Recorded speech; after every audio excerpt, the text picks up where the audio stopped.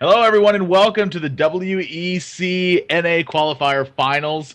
We've had two amazing days of Hearthstone so far, and now we are finally at our top three players. In our winners bracket, if we want to take a look and recap at what's happened, we have Alchemist and Firebat. They're going to be playing in our winners bracket finals today, so one of them has to win one match, and one of them is going to have to play against our bottom bracket player, Tides of Time, who needs to win his one single match in order to move on to the finals. So both of the players that win today are going to end up with a qualifying spot in the tournament, fighting for their share of over $62,000 in prizes. And over the course of these 3 days, boy, have we had some matches. Firebat was able to take down Amaz in a great series where Strife Crow was victorious over Reynad. And then we saw Alchemix take on Reels. And it was a back and forth battle that ended up with Alchemix winning it out, and then Tides of Time was able to be victorious over Brad. From that winner's bracket, Firebat moved on in another impressive display where he continues to show that just because you haven't heard of him before doesn't mean he's not one of the best. And Alchemist had an amazing set with Warrior where he was able to 3-0 Tides of Time. But Tides of Time had a little bit of rough luck. And then in the bottom bracket, Reynad able to take out Amaz despite perhaps some overlooked plays, and Reels was able to take out Brad. Also, Tides of Time then moved on over his teammate and team owner Reynad, where Strife Crow was able to take down Reels in a very close set, where there was some amazing play and again a little bit of bad luck.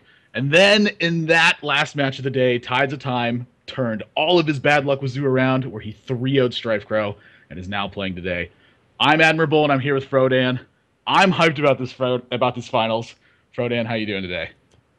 I am doing excellent, Nathan. Thank you so much for asking. And what a great introduction to prepare for day number three. I've been having lots of fun watching these games. We've had some epic moments over the past couple of weekends, not just for North America, but also for Europe.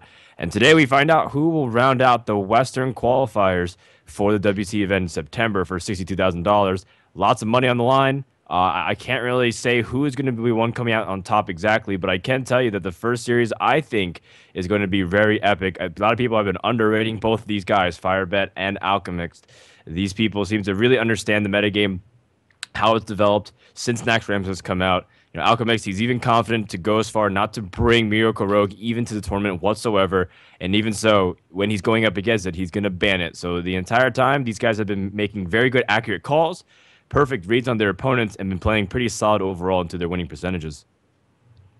Yeah, I think it was something that was really interesting with Alchemix coming in and choosing not to play Rogue. And I actually, if there's one strategy I think that has to do with not doing something to Rogue, I think he actually has a very strong one, because anticipating everyone to veto your Rogue going into the match, it's like that seems very logical to me. So what he's done instead is he's foregone playing Rogue and instead has four decks that are aimed at beating a lineup where he intends to always veto Rogue. So it kind of throws your opponent for a loop, and it's maybe a step of the game plan that they didn't prepare for. But if there's one thing I know about Firebat, it's that this guy likes to come prepared. You mentioned over the course of the weekend, you've seen how he breaks down matches and has spreadsheets for what he thinks people are going to play, how to veto, and how to line up his decks accordingly. And I can attest to that. He is very well prepared. He's very intelligent and understands these sort of matchups. So this may be the one guy who actually has shown up prepared for this. And if you take a look at what he's chosen to veto, Alchemix has been crushing everyone with Warrior this weekend. And rightfully so. I think it got a really strong card with Sludge Belcher that helps shore up its 5-drop. And it's a defensive 5-drop at that. It's not something like Azure Drake before where you just needed a strong card to fill the 5. So I think that he is really taking into account how much not only Alchemix has played with Warrior, but how powerful Warrior potentially is against his lineup. So if I was going to veto here in Firebat spot, I probably would pick Warrior. How about this, though? Alchemist has also been able to win his series and hide his Warlock deck. We are not exactly sure what it is, because he 3-1 his first series versus Reels, and then he 3-0 Tides of Time with his Warrior. So he still has some hidden information, which might pan out to his favor. You're not exactly sure how to mulligan perfectly, so you just have to kind of guess based off of MO. Is Alchemist playing that Zoo? Is he playing that Handlock?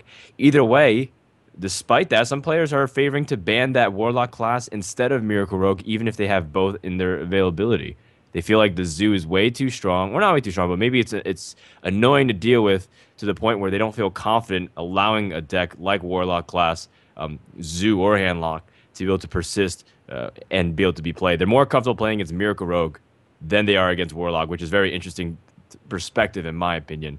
And Alchemix goes into the series with a little bit of an advantage, in my opinion, over Firebat. He's able to study all of his decks, go back to the VODs, and do some research, while Firebat will be playing with some missing information here.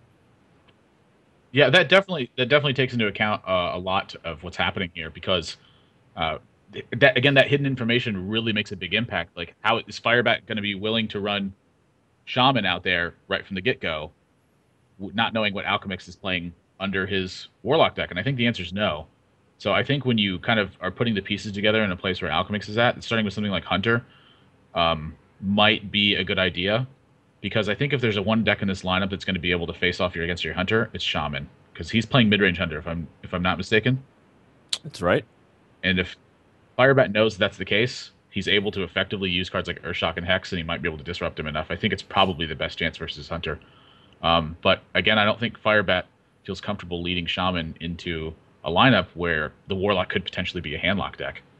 And I think that makes a big difference. And you were also talking about how players are more comfortable playing against Miracle than they are playing against Zoo, and we actually saw Tides do that earlier yesterday. I think that that vetoing Miracle is a very good choice going into any section of the tournament, and there's a big risk and reward clause when you choose to not veto Miracle Rogue. If you're able to get past that hump, a Zoo deck now is very frightening at that point, and that's actually what he did. He chose to run Zoo into Miracle Rogue. He was successful in that game, and then took the series 3-0. So there is something to be considered for the fact that if players take that risk of not vetoing Miracle, they can have big matchup advantages if they manage to take that deck down. All right, so the first match of the day is almost ready, but we will do a quick stream reboot so that way we can get optimal viewing experience. Stay with us. When we come back, Firebat vs. Alchemix begins here in WEC North America.